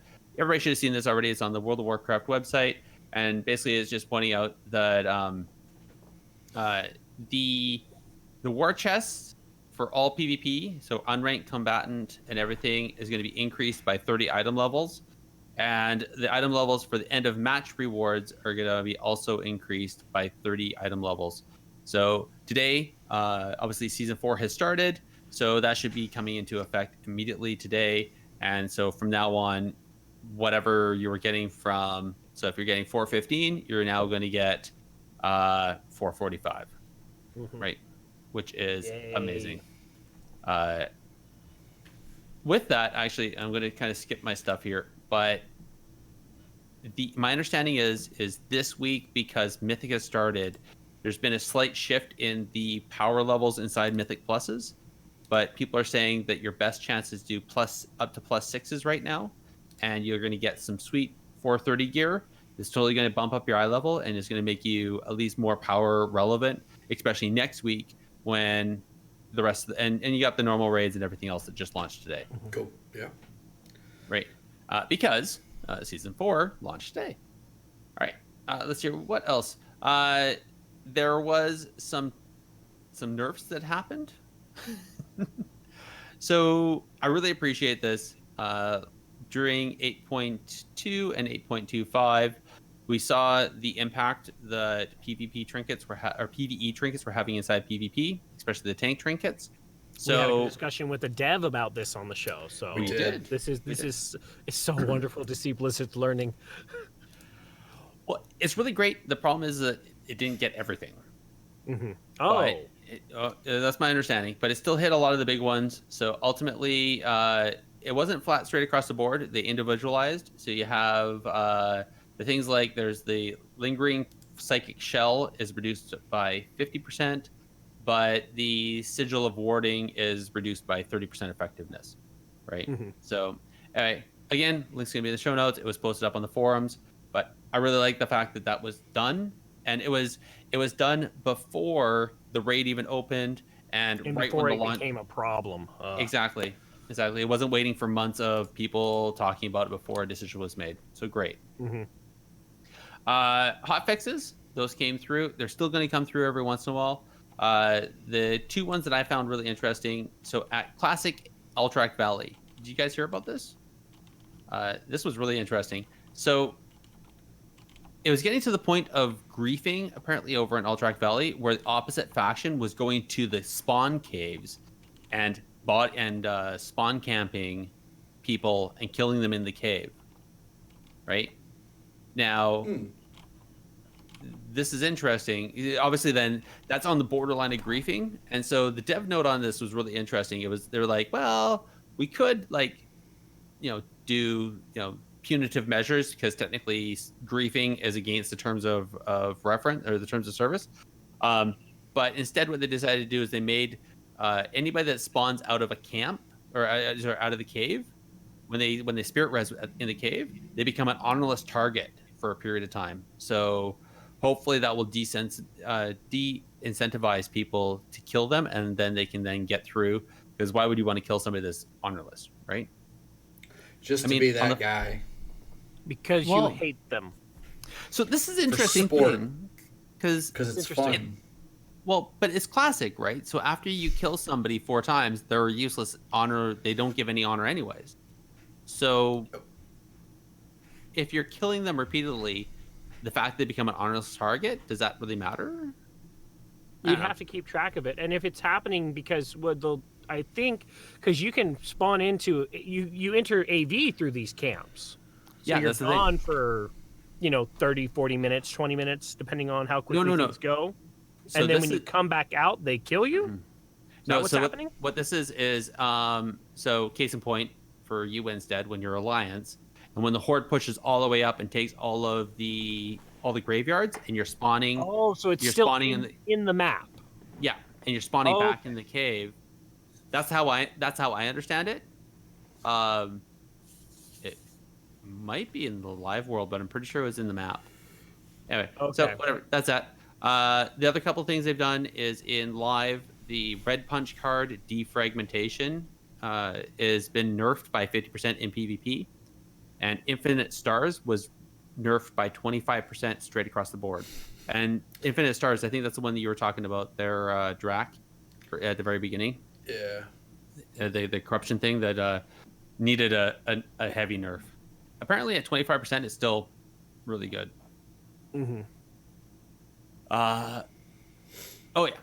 War mode and the Enzoth dailies. So it was a little late in the week. The N'Zoth. Blizzard had actually disabled war mode dailies this week, last week, for the N'Zoth dailies, but it's actually been re-implemented today. So okay, good. So it's back up. So if you're Alliance and you have the 20% buff or 30% buff or whatever because Alliance always has the buff, Horde never gets it apparently. So you'll get your war mode bonus now when you run the Inzoth dailies. Oh, do you guys see about healing stat? Yes. Wonderful. Glad to hear it. Finally got his hands on a BlizzCon trophy too. I saw that. Yeah. That was amazing. So, if anybody listening doesn't know, there was a slight shift in who's running at the esports over at Blizzard, and with that, they created opening. And Adrian Healing Stat has actually picked up the position. He got hired earlier last week. I think he started on Friday, if I'm not mistaken, or Thursday. So, And, yeah. anyways, so he is now part of the esports side of Blizzard, and wow, what a grab! Great news. Great news. Yeah, he joined us He's in the already- chat he's already last episode for a little bit, so that was cool. He did, yes, indeed. Actually, yeah, I don't see him in there right now. Dang it! All right. Anyways, either way, great addition to the whole team. We'll love to see what he's going to bring to the front side and the back side of esports over there at Blizzard. Yeah. There was a interview with Ian Hazakostas over at Millennium, a news website, article, magazine style. A couple things over there. Big things were, at least for PvP wise, is there was a conversation that he had with the interviewer. My apologies. Talking about how they're going to explore gear sources a bit more, and definitely taking a look at what's good for PvPers, what's good for Mythic Plus runners, raiders, and also they're definitely going to take a look. It looks like Warforging and Titan Forging is definitely gone, but I don't think they're going to have corruption still continuing into Shadowlands. So it's going to be so they're working on something. It sounds like they're working on something new, but I feel that they have definitely listened to the community and seen how much RNG is in gearing right now, and are trying to find something that works for the majority. Yeah, that's good. Not just one side. And it looks like we got it. This is the end of BFA is what we got. Shadowlands is going to be coming a lot faster than everybody was expecting. 8.3.5 is not going to happen. There's no plans for it whatsoever. And we should probably see a Shadowlands beta sooner than later. So I'm actually kind of surprised by that. Any word on the I'm actual not. expansion I'm itself? not. Though? Sorry. I'm not. BFA has been a very downer expansion, I think is safe to say. And so I'm not surprised. I mean, think about what happened in Draenor. Mhm. What expansion was that? I can't even remember the name of it. Warlords of Draenor. Warlords of Draenor, yeah. The expansion just felt, I've already blotted it out of my mind because it was just not very good expansion. And they're left with the choice of, well, do we salvage this expansion and put out another patch, or do we push hard for the next expansion, try to make it as good as it can possibly be, which in hindsight gave us Legion, which I feel was a great expansion. And I don't think Legion would have been as good if they had kept Warlords of Draenor going, trying to fix everything there. I mean, they're just basically going, you know what? We really messed up with BFA. We're sorry.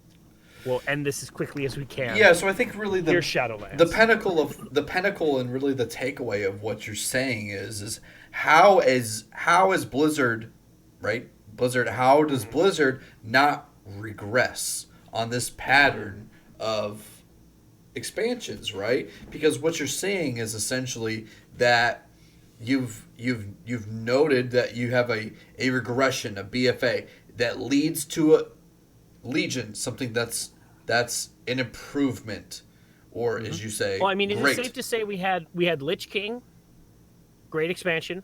Yep. Cataclysm, downer. Mist of Pandaria, good expansion.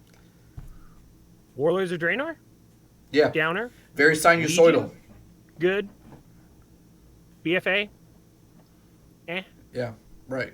So I mean, it just seems that they've got this roller coaster going, and so hopefully we're on a high next go. well, hopefully. If But I statistics really means think anything, we that should when the expansion, when the test realm comes out, Mhm. I do feel that I will be spending most of my World of Warcraft time in the test realm.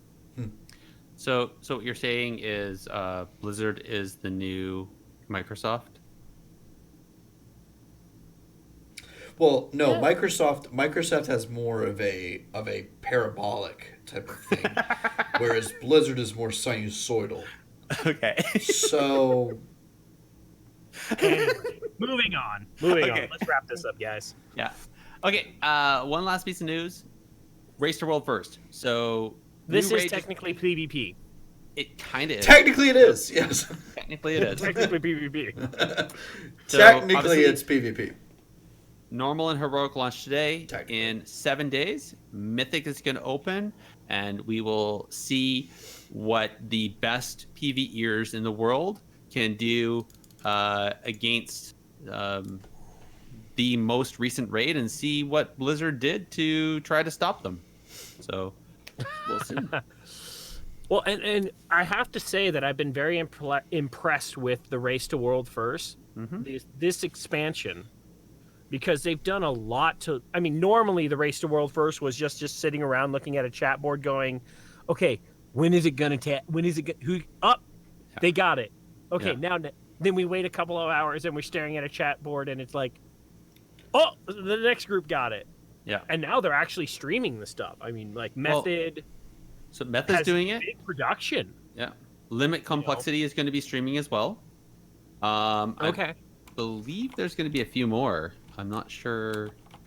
I'm not sure exactly.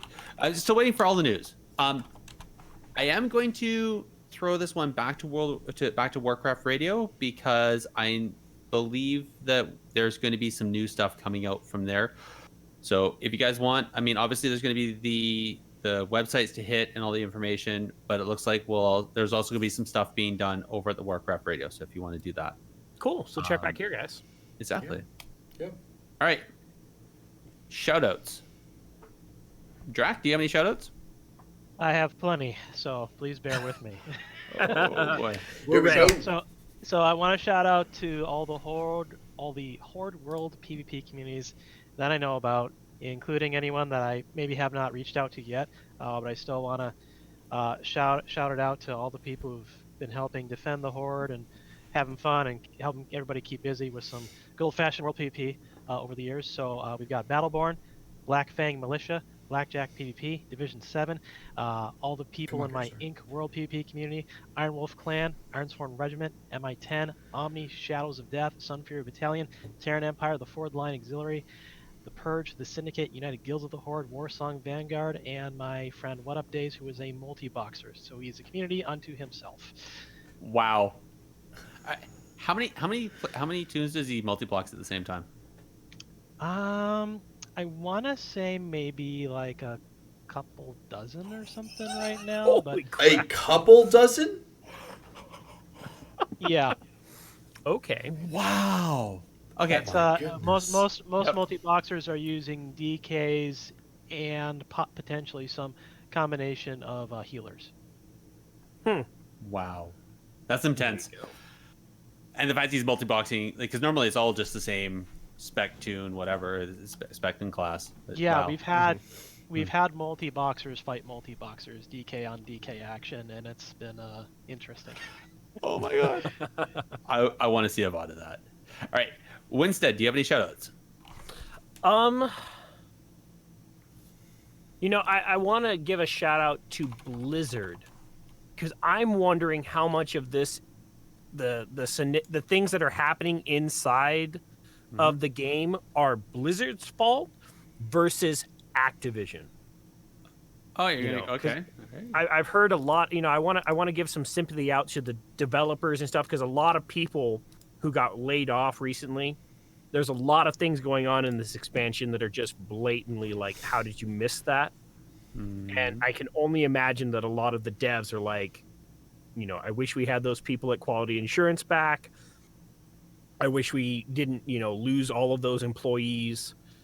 And they're really feeling the hurt of like, they thought that they were okay. And I really hope, because Blizzard has been such a great company, But since the Activision merger, it's not. There's definitely been some changes, and so I want to give a shout out to old Blizzard, and I hope that things can be remedied. Okay. It's just a lot of weird stuff going on, and I really hope that Blizzard can come back from it rather than what we've been seeing. To old Blizzard. To old Blizzard. To old Blizzard. That's right. Water bottle. There you go. Cheers. Okay. A toast. Yeah, I want to give a quick shout out to both Snuts and Nazgul. Shout out to Snuts for winning the CDL. He did a phenomenal job. No one deserved it more. Hats off to you, buddy. Well done. Well played. Just as huge shout out to Nazgul, his runner-up, who has the sportsmanship of a saint. Like, hats off to you, man. You are a wonderful WoW player. I'm so glad that I got to know who you are by watching the CDL. Also, shout out to my main man, Bookmark, who I've been working with lots over this past 2 weeks and more. So, here you go. Nice. I want to give a shout out to Sealy, because I had the grace of meeting him over on PTR back sometime around Legion, and since then we've always kind of hit back and forth and said things in whispers and that. But when I recently reached out to him about some stuff, he really stepped up and connected me with a bunch of people in the community. Really appreciate it, especially because it got me to get to know Drak. And dude, you've been an absolute pleasure being on here. So it's been awesome. So if it wasn't for Sealy, I wouldn't have so much. would have happened. So Yep. Oh, also Thank you. let's give a quick shout out to Stinky Tuna thanks for the sub, man. Appreciate that. Shout out hey, to took my Stinky spender, Tuna, buddy. So I want to give a shout out to Rec Mode and Steamy Tuna for following Stinky Tuna for following the disc following the channel. Shout out to Stinky Tuna for the sub, and also shout out to Anonymous Cheer for 1,000 bits. Thank you guys. Spasibo. Comrade. Why you gotta do this, man? Come on. Let's go into the outro. All right. Gerissar's like, nope, we're stopping this now. Yep. Back on the rail. All right. Drak, if our listeners or anybody out there in the community is trying to find you, where would they find you? Yeah, they're Killing gonna. people. The best way to. Yeah, basically find all the bodies. I should specify Alliance bodies, not Horde bodies. But That's right. yeah, you can find us with the Inc. That's INC exclamation point Horde World PvP Discord. I believe I've provided some links that are invites to the Discord and also links to our communities. We are posted in the community finder tool as well. All 5 of the Inc. communities should be in the community finder if you want to look us up. Our focus is PvP there according to the listing, and just look for INC exclamation point World PvP, and that should take you right to us in game and outside of game. Nice. And yes, you are correct. So you provide me some links. Those are going to be in the show notes. And then anybody who wants to, they can go grab those and follow those and find you and all the rest of these great people that are trying to do some wonderful things in World PvP. All right. Andallyn, Windstead, could one of you please list off where our listeners can find us? Oh, Windstead, you're muted. Yep. So you can contact us directly at technically_PvP, or you can email us at technicallypvp@gmail.com. You can also visit us at the Warcraft Radio website to find us and many other great shows at warcraftradio.com. Indeed. And you can also join our discussions over the Warcraft Radio Discord, and links for all these are going to be in the show notes. And I want to thank everyone for listening. Thank you, Twitch chat, for joining us tonight, and we will talk with you all next time. Good night, everybody. Have a good night. Guys. Take care. Good night. Thanks. Bye.